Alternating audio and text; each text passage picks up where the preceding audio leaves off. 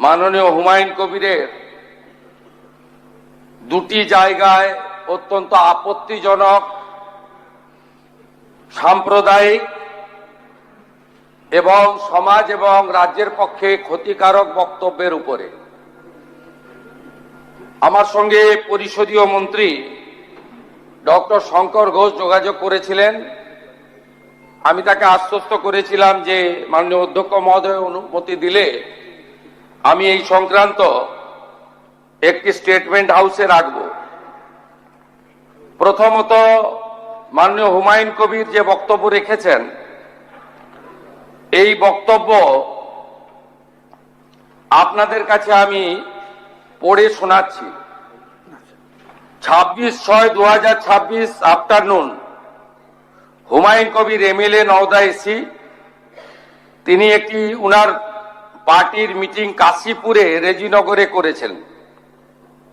সেখানে তিনি বলছেন, এই যে অনামিকা ঘোষ, সে ভোটে হেরে মনে করছে আমি এমএলএ, এখানে ভোটে হেরে বিজেপি মনে করছে আমি এমএলএ, এখানে এখন আস্ফালন করে বেড়াচ্ছে।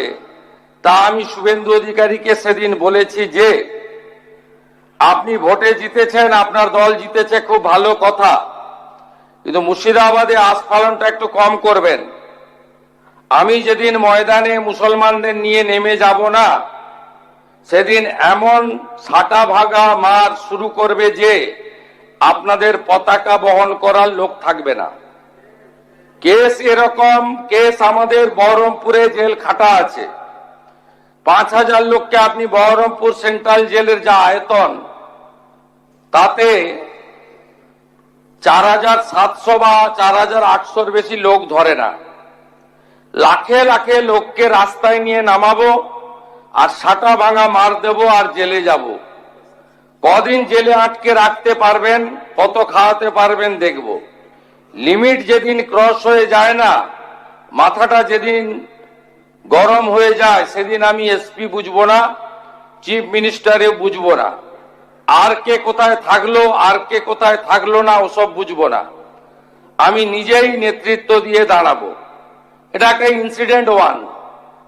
ইনসিডেন্ট 2, শক্তিপুরে দুয়ারা ঘাটে 8 তারিখে, সেখানে উনি বলছেন ভোটের আগের দিন আমার নিজের ভাইপোকে অ্যারেস্ট করেছে এই ওসি। এই আমি তো ভাষা বলতে পারবো না। এই বাচ্চাকে আগে দেখব, তারপরে ভাষাটা আমি অমিট করছি। এই বাচ্চাকে এমন শিক্ষা দেব, এর বাবা 14 গোষ্ঠীর নাম ভুলিয়ে দেব। এ লালগোলাতে 500 মুসলমানের লাইফ শেষ করে দিয়ে এসেছে। সত্যভাবে বলবো, এই ওসিকে এখান থেকে সরানো শুধু না, একেবারে অকেজো পোস্টিং দিতে হবে। যদি না দেয় 10,000 লোক নিয়ে থানা ঘিরে একে কলার ধরে থানা থেকে বার করব, পারলে আমাকে রুখে নেবেন। এই দুটো ইনসিডেন্টের পরে আমার মনে হয়েছে যে এনাফি জানাব, সময় এসেছে এই ধরনের লোককে সবক শেখানোর। আপনাকে আমি পরিষ্কার বলছি, মমতা ব্যানার্জি মুখ্যমন্ত্রী নন।